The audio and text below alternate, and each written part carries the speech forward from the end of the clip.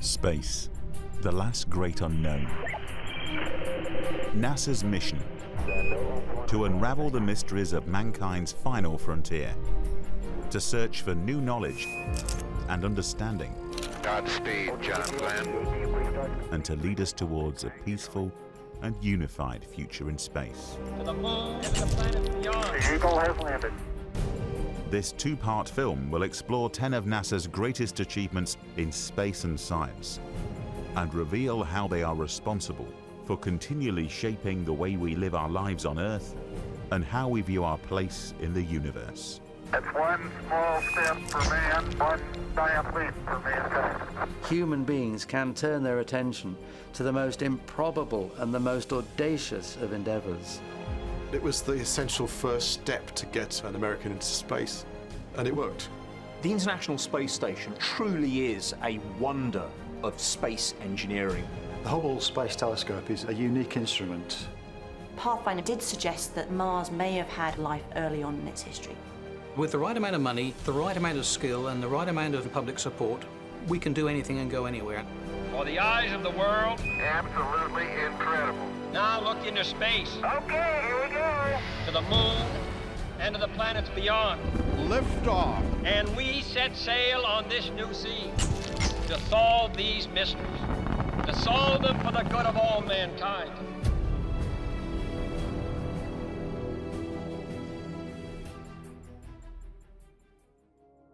Last time in part 1, we saw how Alan Shepard launched to become America's first astronaut.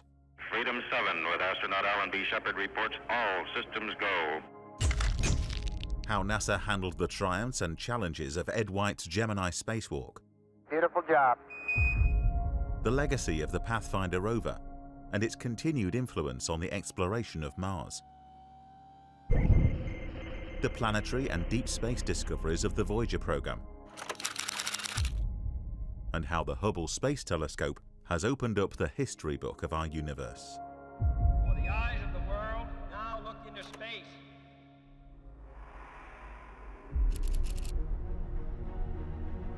Apollo 8 was NASA's first mission to attempt to fly humans to the moon and back, and arguably the boldest decision ever made in the history of human exploration. Facing serious speculation that the Soviet Union were preparing to send cosmonauts to the moon, NASA decided to reassign Apollo 8 to keep the US ahead of the Soviets in the space race. Instead of their planned Earth orbit mission, the three-man crew of Apollo 8 would now fly across the vast ocean of space, orbit the moon, and hopefully return safely to the Earth. Apollo 8 was a very brave mission. They were going to go up to the moon and round the moon, which means for the first time, humans were going to go outside the area of influence of the Earth. You know, not on the Earth, not orbiting the Earth, they were going to go and orbit the moon. Apollo 8 was the most audacious human spaceflight mission in history. This mission was going to go hundreds of times further in distance than what had been achieved until then in low Earth orbit. Although they had tested out all of the hardware and the systems in Earth orbit, they had never left Earth orbit with humans. So it was a big risk. It really was starting human exploration of deep space. With its new circumlunar objective, not only could Apollo 8 keep the US ahead in the space race, but meet some significant technical milestones for NASA.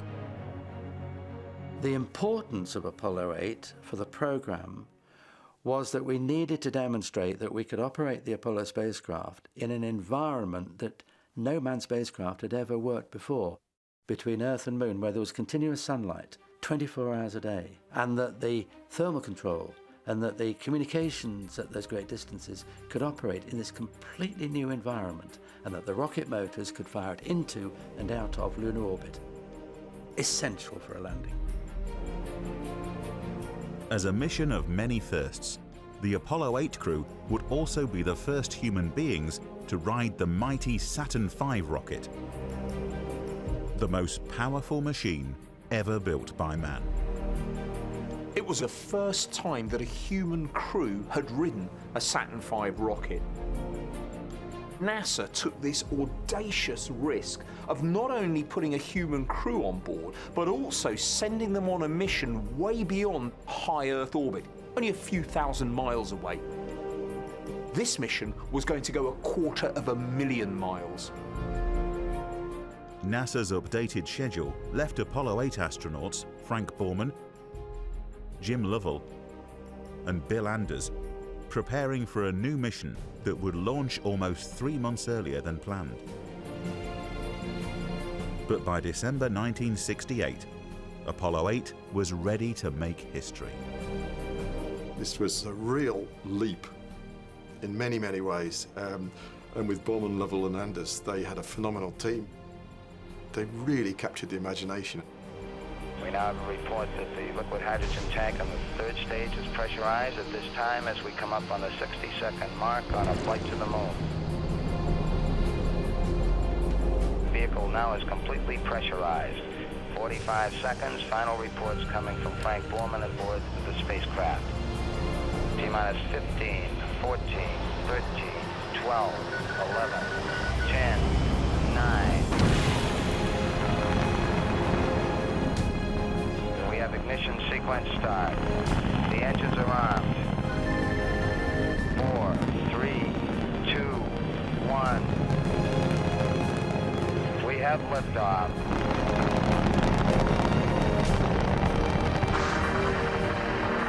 Liftoff. The clock is running. That's clear. Clock starts, right? Roger, clock.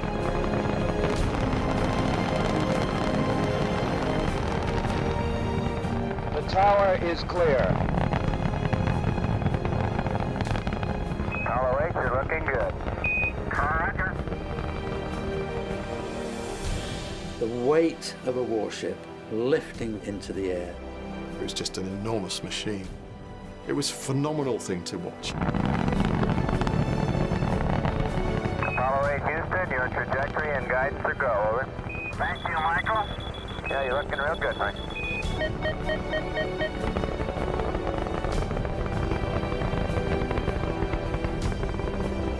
Apollo 8, Houston, you are go for staging, over. Thank you, Houston. Apollo 8. Staging. The first stage was very smooth, and this one is smoother.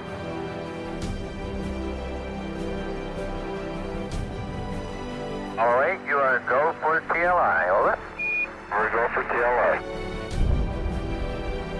Here we were, leaving Earth and breaking that bond with our home planet to place men within the gravitational grip of another world in space.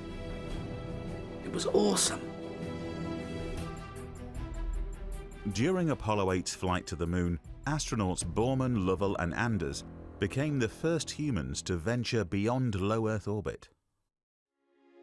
After 3 days and flying 380,000 kilometers, Apollo 8 arrived at the moon and entered lunar orbit. This is Apollo Control, Houston. There's a cheer in this room. We've got it. We've got it. Apollo 8 now in lunar orbit. Apollo 8, Houston, what does the old moon look like from 60 miles, over? The moon is essentially gray. No color. We can see quite a bit of detail. The craters are all rounded off. There's quite a few of them. Roger, understand. One of Apollo 8's main objectives was the reconnaissance of NASA's planned landing sites. And over the next 20 hours, the crew collected 700 photographs of the lunar surface in never-before-seen detail.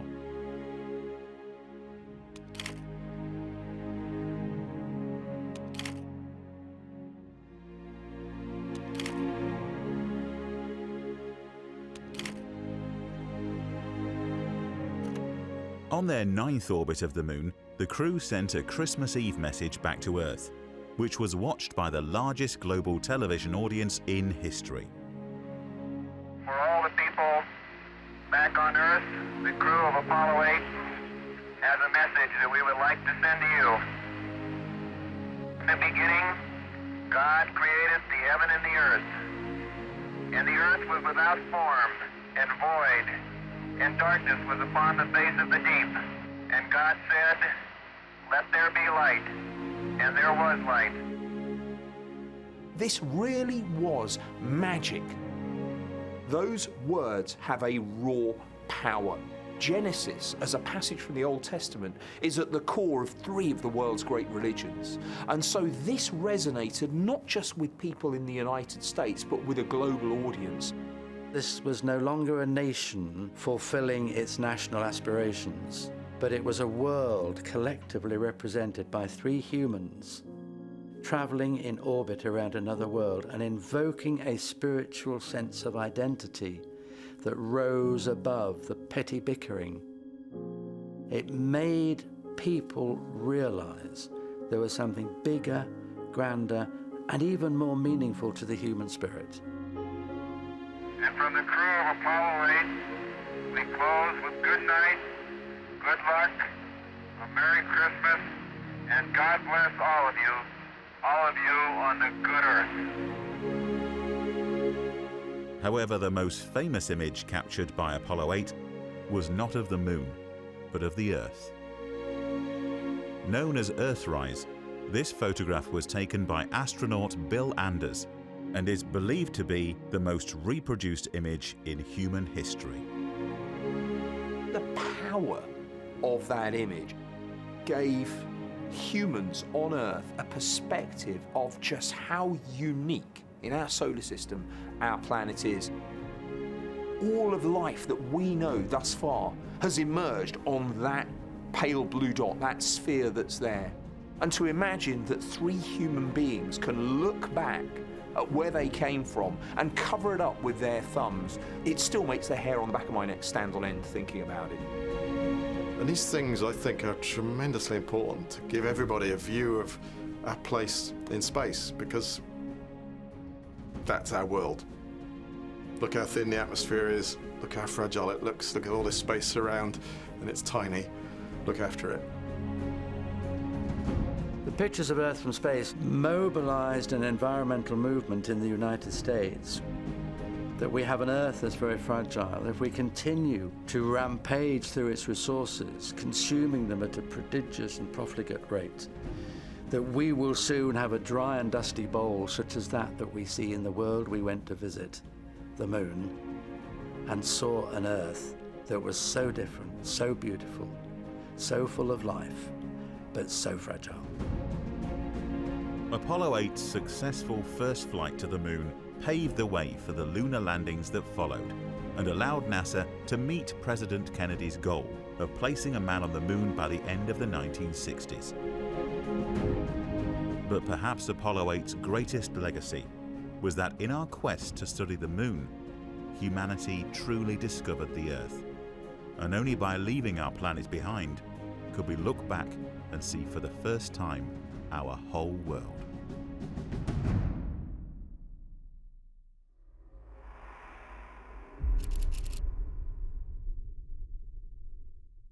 NASA's Space Shuttle represented the first vehicle in a new breed of spacecraft, based off a radically new approach to space travel. The plan to replace the costly method of launching manned capsules on expendable rocket boosters with a reusable spacecraft. Not only would such a vehicle reduce the cost of space exploration, increasing America's access to Earth orbit, but it could also support NASA's ambitious future of permanently manned space stations. The shuttle was conceived as a reusable launch vehicle when it was obvious that throwing these rockets away after only one use was going to be unsustainable if the flight rates went up and up and up. It would bankrupt the space program. The cost of getting to space has always been very expensive, and the idea was to build something that you could bring back, whether it was with cargo or whether it was astronauts. And that ought to reduce the price to orbit per kilogram by a factor of 10. Long before the first landing on the moon, people were looking to the future and realizing that if we had space stations, we'd need to routinely go back and forth on a regular basis. And so we needed some kind of vehicle that was reusable. And then people became aware that, well, if you've got a vehicle that can do that, it can maybe launch small satellites. And then when it became apparent that maybe we wanted to build a space station incrementally through separate modules assembled on a pay-as-you-go basis, rather than one giant space station launched on a super booster, you could do that with shuttle. The design of the Space Shuttle resembled that of a conventional aircraft, with 2 wings and a tail. In this configuration, the shuttle was more like a space plane that could glide back to Earth, land on a runway, and be readied for its next mission.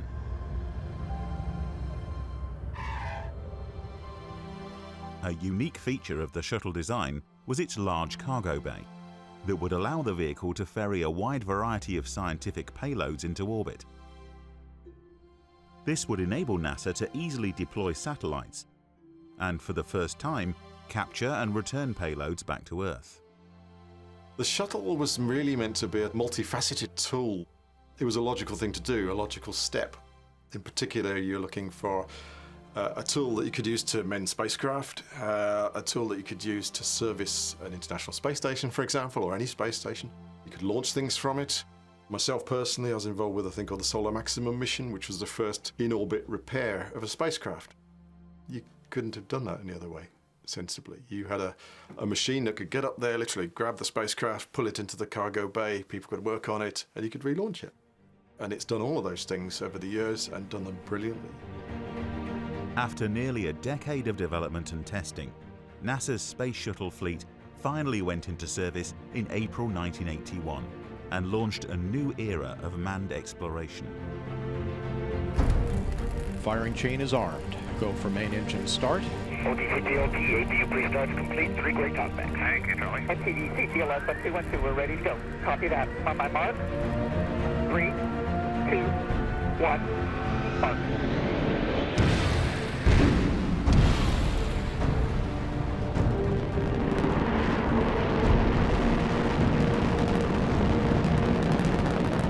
Two, 1, 0, and lift off. The shoulders of the Space Shuttle, America will continue the dream. The Space Shuttle spreads its wings for this journey into history.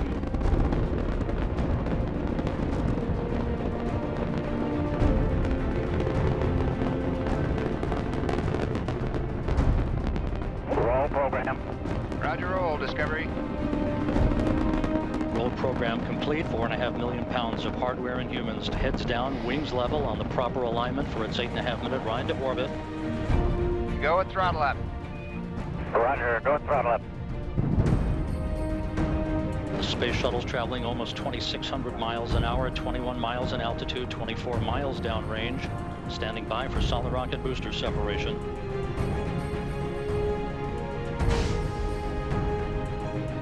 Good solid rocket booster separation, the main engine steering the shuttle on a pinpoint path to its preliminary orbit. Between 1981 and 2011, NASA's fleet of 5 space shuttles flew a total of 135 missions. During their 30 years of service, the shuttles carried more than 350 astronauts to and from orbit, and allowed mankind to push the boundaries of humanity's space exploration. The shuttles launched and repaired hundreds of satellites, acted as orbital space laboratories, and assisted in the construction of the International Space Station, the largest and most complex object ever assembled in space. The shuttle's main objective was, of course, as a routine ferry back and forth between the surface of the Earth and near space. But clearly, no other vehicle at the time on the drawing board or conceived could possibly have assembled the 400-ton International Space Station that has been permanently manned since the year 2000 and may very well have at least 3 decades of life for scientists from all over the world.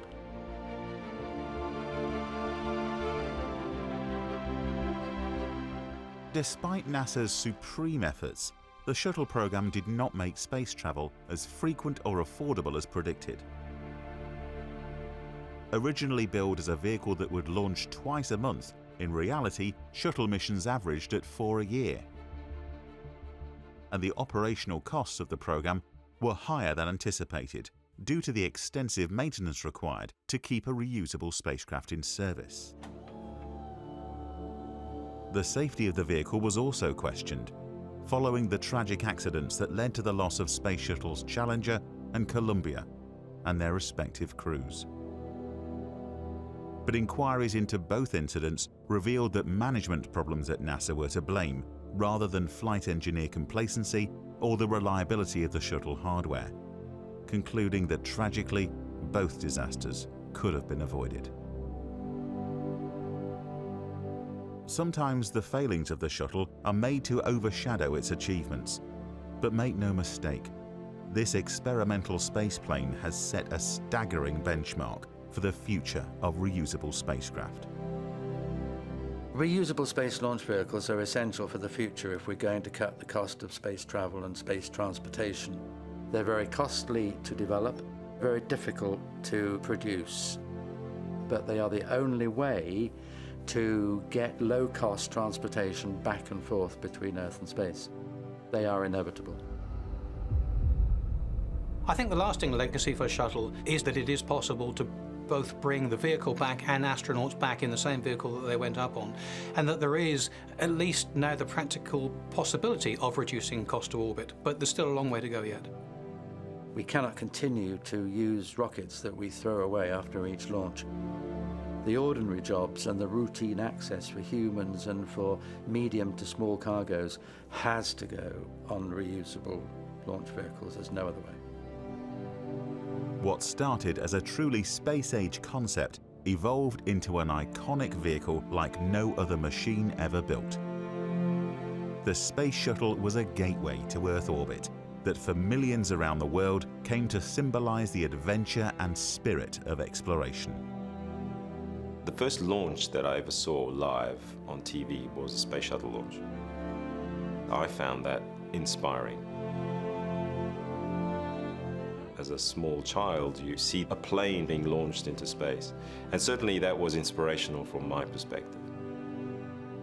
You have to sort of stand to one side and not ignore the fact that a huge amount has been achieved by this general purpose tool that has allowed us to do a huge amount that a lot of us have benefited from in terms of the machinery we can get up there, machinery we can maintain.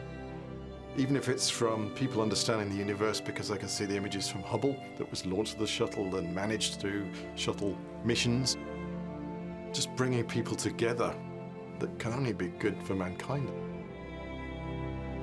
The shuttle played a huge part in that, and we should never forget it.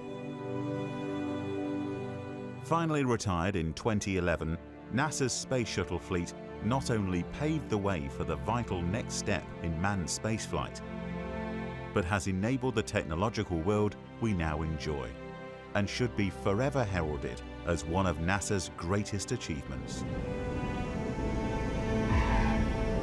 The end of a historic journey, and to the ship that has led the way time and time again, we say farewell, Discovery.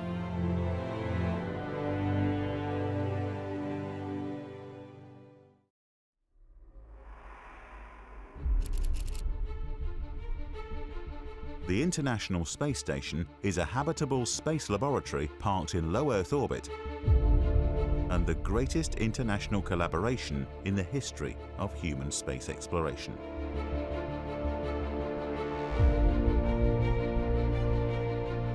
Home to a multinational crew of 6 astronauts who live and work in space, the ISS was built to advance our long-duration spaceflight capability. But despite being the blueprint for global space cooperation, the International Space Station has its origins deep in the Cold War. Back in the 1980s, relations between the Soviet Union and the United States were still pretty much in a deep freeze. Now, NASA had plans for its own space station, Freedom, but the budgets were ballooning. And NASA realized that its aspirations for having a long-duration capability for spaceflight were going to be pretty much on the shelf for as long as the shuttle program was going on. At the same time, the Soviet Union had spectacularly built up human spaceflight experience through the series of Salyut space stations culminating in the Mir program. NASA had done nothing like this since Skylab in the early 1970s. Although the Skylab program had been a resounding success for NASA, the agency was in desperate need of space station freedom to advance its orbital operations.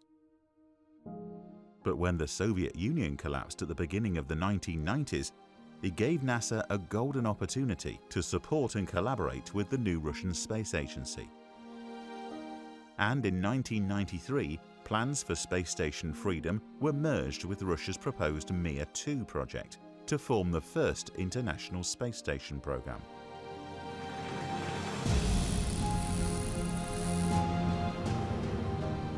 A global partnership of 15 nations worked together, despite differences in language, politics and manufacturing styles, to plan and complete the greatest engineering project in history.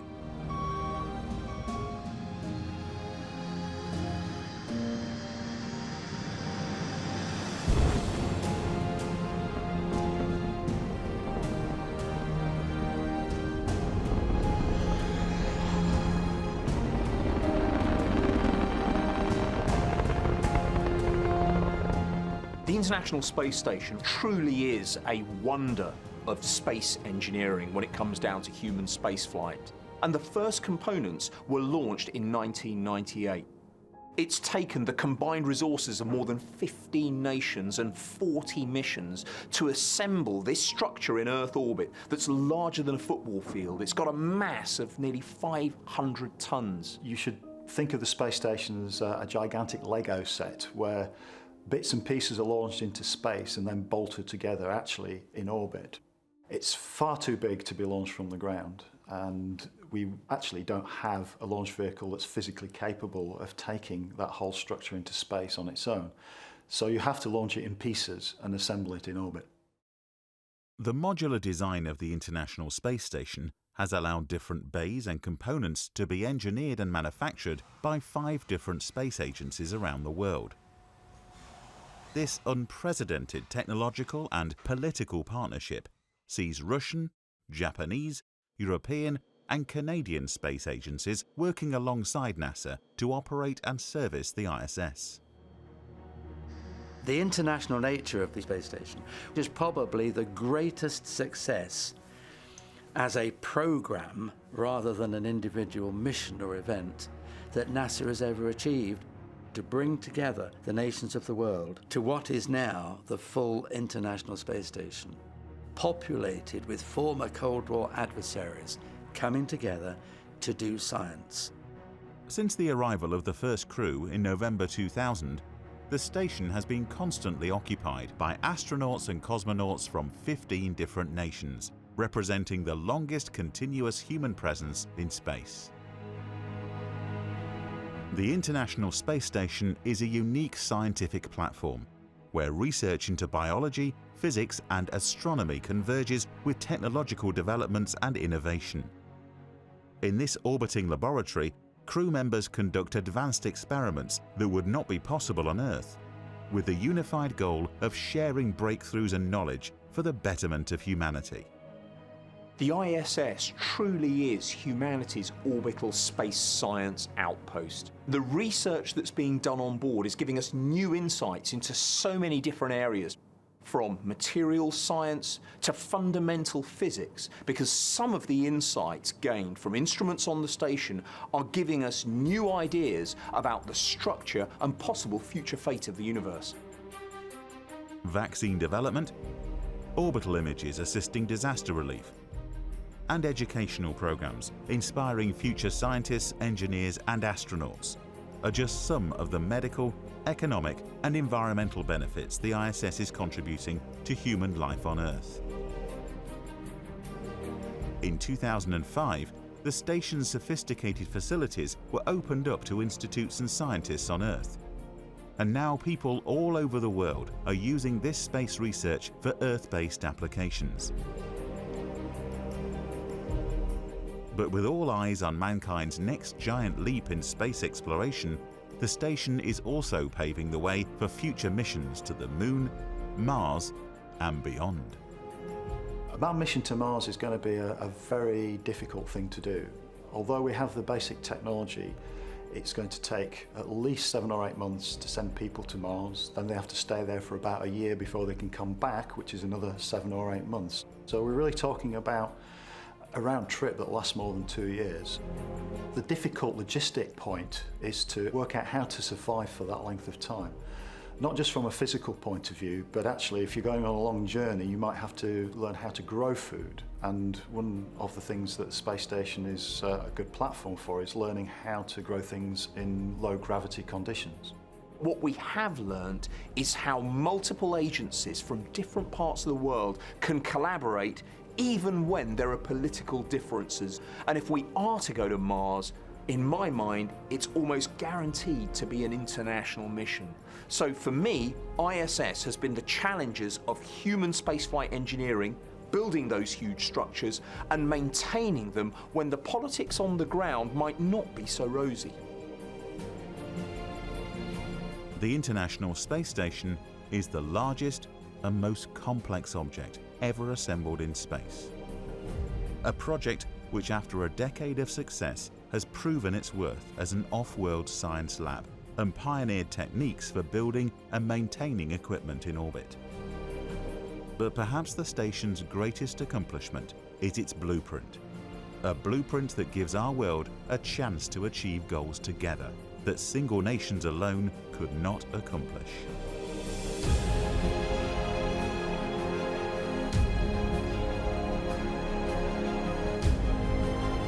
The legacy of what was achieved in the International Space Station is that despite political difficulties, despite uncertainties between partners of the International Space Station, that continues to be a committed preserve where we all get on with each other and work for the common scientific interests. The ISS program from the start was politically driven, but what's emerged from it has been a fantastic tribute to cooperation between so many space agencies around the world. You cannot now put the genie back in the bottle. A precedent has been set. This is the way forward, and it's a great way for settling political difficulties. Sleeves rolled up, working together. Just 2 decades since the end of the Cold War, the International Space Station embodies what global cooperation can achieve. The ISS is humanity's first firm foothold for life in space. Our springboard for visiting destinations beyond Earth orbit. And another giant leap in mankind's quest to explore the final frontier.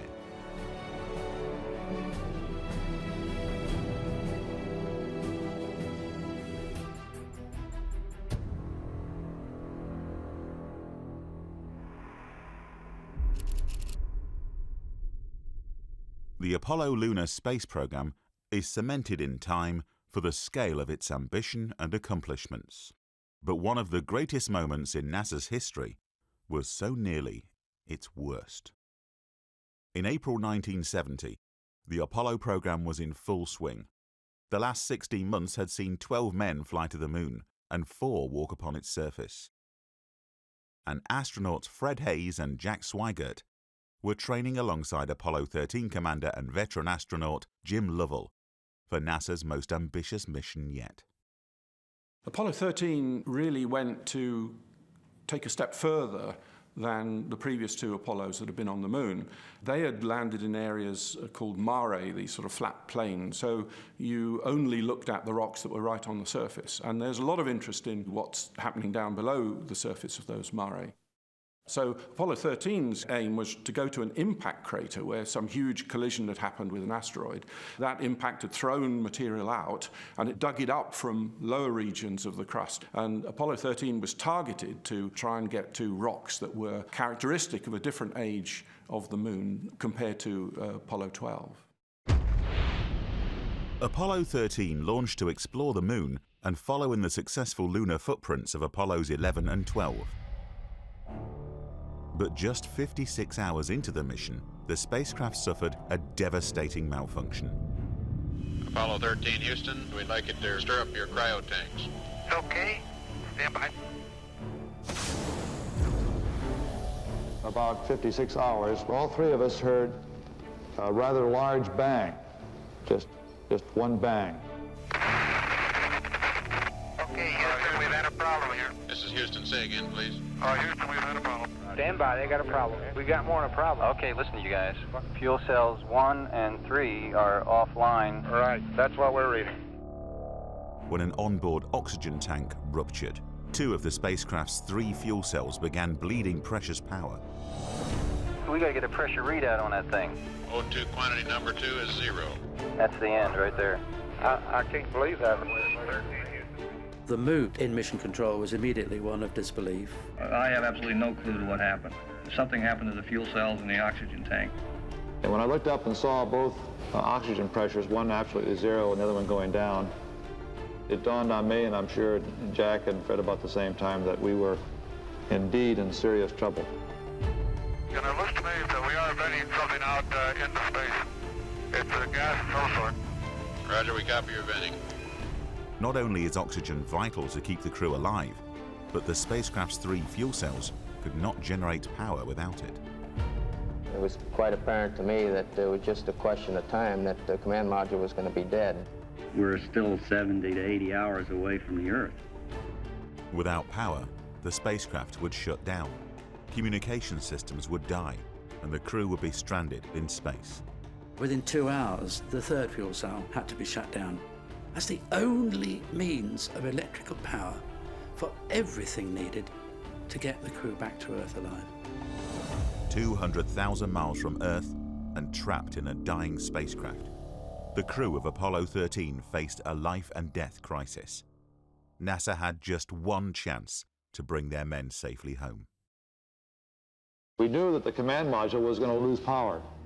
The only way to survive the situation was to transfer to the lunar module, and we started going through procedures to get power on. The initial reaction was stabilization, to get the whole mission stable so that we could at least buy a bit of time. Assign people to study how we keep the crew alive and how we keep our options open. With its own independent life support, power and communication systems, the lunar module could act as a lifeboat. But with only a 45-hour lifespan intended for a 2-man crew, NASA ground teams had to work around the clock to keep 3 men alive for the 90-hour flight back to Earth. The main difficulty that the astronauts had is they were losing power all the time, and they had to find a way of maintaining power for the whole duration of the flight. To support 3 men for 3.5 days, the whole way in which it was operated had to change. To combat the astronauts' dwindling consumables, NASA instructed the crew to power down the lunar module, preserving the spacecraft's limited water and electricity supply.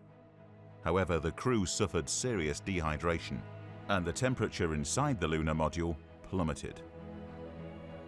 It was sort of a chilling coldness. The walls were perspiring, the windows were completely wet, and it wasn't too healthy. I recall that it was like reaching into the freezer for the food. There was ice forming on the inside of the windows. The crew were beginning to suffer under those appalling conditions. It was a dire state. It was a real emergency situation. The survival of the crew was further jeopardized by the looming problem of carbon dioxide buildup on board the spacecraft. When you breathe oxygen, you exhale carbon dioxide. And that carbon dioxide, if you don't do anything about it, builds up in the sealed environment of the space capsule and becomes a poison. Lithium hydroxide canisters were used to scrub the air supply of carbon dioxide. But with the commander module powered down, the lunar module's scrubbing system was being overworked, only designed to support 2 men for 2 days, not 3 men for 4 days. It wasn't possible to take the lithium hydroxide crystals from the command module and place them in the lunar module because the shapes were different. The command module canisters were square cross-section, and believe it or not, the ones in the LEM were round cross-section. This was a very serious problem. I mean, it could easily have been the end of the rescue mission had they not solved it. NASA had just hours to engineer a system that patched the square canisters into the lunar module life support system, using only what the astronauts had available to them. So we're talking about duct tape, plastic bags, pairs of scissors. And what had to happen in mission control is a complete set of flight instructions had to be devised for the crew so that operating in almost 0 centigrade conditions in a spacecraft deprived of virtually all of its electrical power, the crew had to build this material knowing that if they didn't get it right, they were going to be dead before their return to Earth. The ground read us up a procedure in order to adapt some of the canisters, and as they read this thing up, Jim and I constructed one of these things. Cut a piece of tape this long, put it up there, do this, do that. It worked a treat, you know. Within an hour of switching it on, the carbon dioxide levels were way down, and they were through that really serious consumable problem. There were moments when I didn't know how much consumables we had, whether we could make it back or not, but in a situation like that, there's only one thing you can do. You just keep going, and you just keep thinking up where you can get more consumables. And so that's exactly what we did. It is without question that one of NASA's greatest triumphs during the Apollo 13 rescue was the way Mission Control successfully stretched out the dwindling life support consumables. Had these consumables not been monitored and economized as accurately, the mission and the crew would have been lost. In the entire history of human spaceflight dating back to 1961, Apollo 13 was the most dangerous episode in which the crew has successfully survived. And there's one whole side of that street there missing. The whole panel is blown out from the base to the engine. Copy that. What happened in Mission Control and by the crew themselves showed that the NASA spirit at the time was absolutely up to the challenge, not only of getting human beings to the moon, but returning them to Earth safely when you've got multiple emergencies coming up that are threatening your crew's survival again and again and again. Extremely loud applause as Apollo 13 comes through loud and clear on the television display here. I regard Apollo 13 as an immensely impressive example of engineering. The systems engineering, the organizational engineering was so solid, was so intelligent, was so well structured that when the accident happened, the organization was found totally capable of dealing with it. And I can't imagine why anybody would want to be anything other than an engineer. Failure is not an option. And it was that idea that we could prevail. It was the finest example of that spirit that's not only in NASA, it's within people. This is humans that did this. In this situation, and all similar situations, it's really about people and about what they give beyond what they're asked for. One of the most important points that can be made of this flight is the initiative that people have when suddenly faced with an unusual situation. I think it's amazing the way that people can respond so fast to get this job done. The safe return of the Apollo 13 crew is a testament to the caliber and dedication of the engineers and astronauts of the Apollo lunar program, and is universally regarded as NASA's finest hour.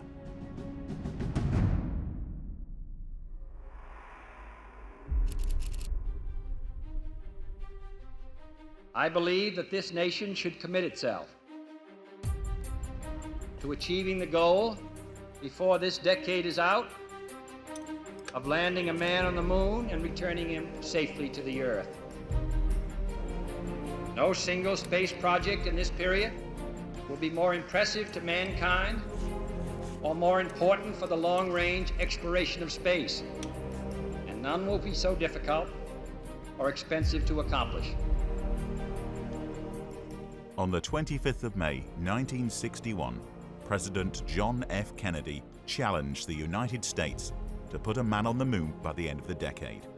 We choose to go to the moon in this decade and do the other things, not because they are easy, but because they are hard.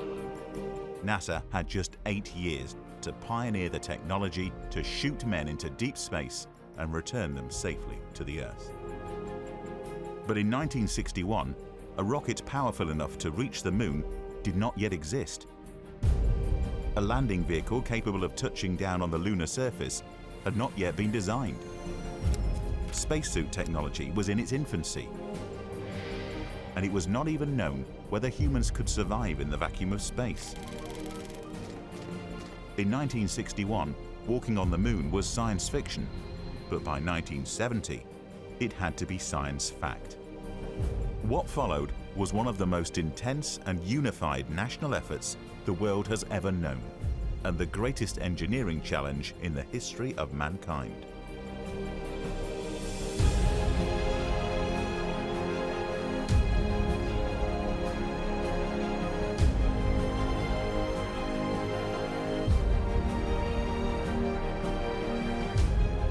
In July 1969, Apollo 11 made history as Neil Armstrong and Buzz Aldrin became the first of 12 astronauts to walk on the moon. Tranquility Base here. The Eagle has landed. We copy you down, Eagle. You got a bunch of guys about to turn blue. We're breathing again. Thanks a lot.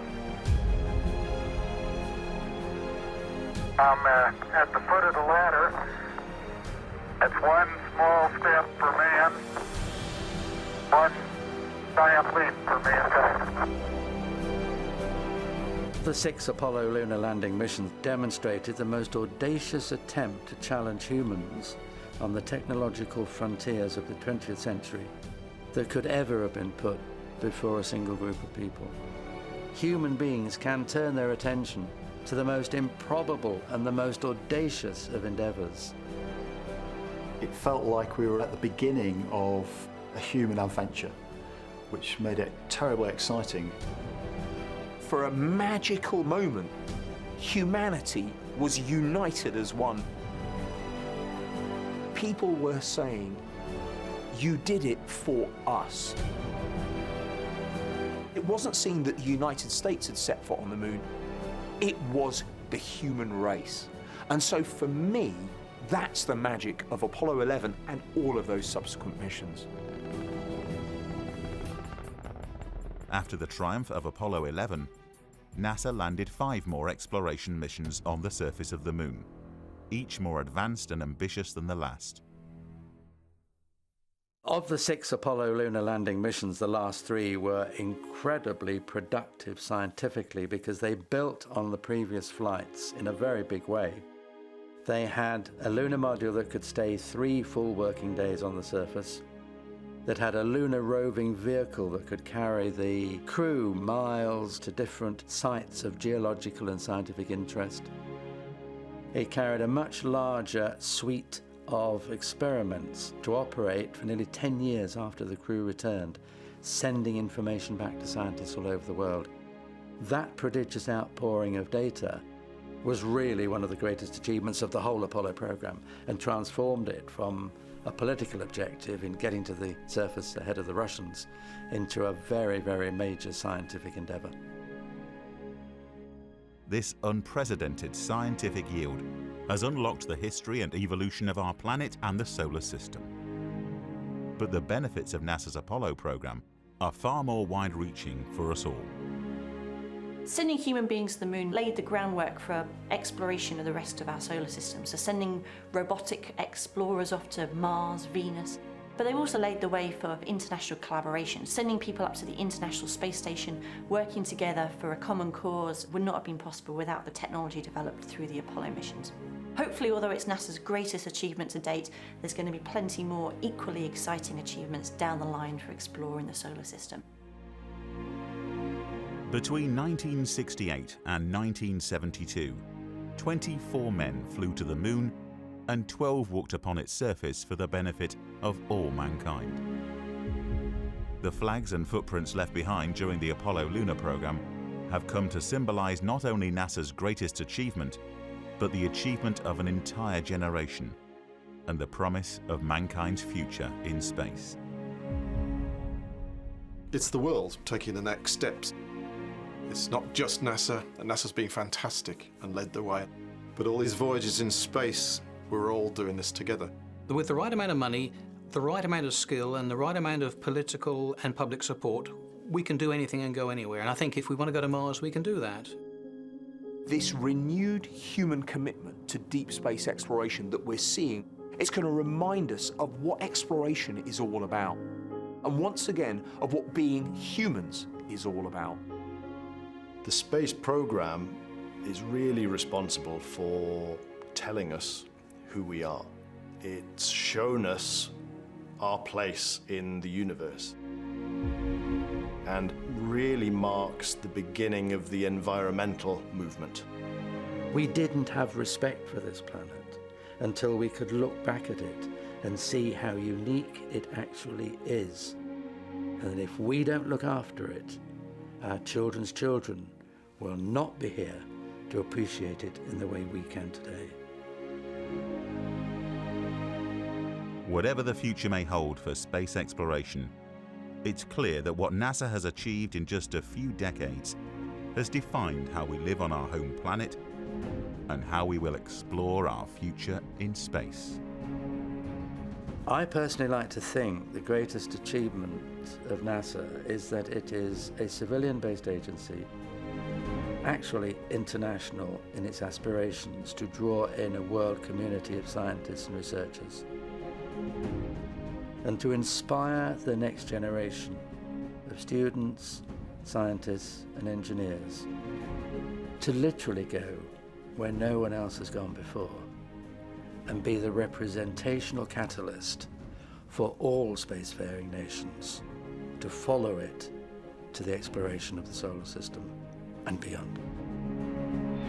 Many years ago, the great British explorer George Mallory, who was to die on Mount Everest, was asked why did he want to climb it. He said, because it is there. Well, space is there, and we're going to climb it. And the moon and the planets are there. And new hopes for knowledge and peace are there.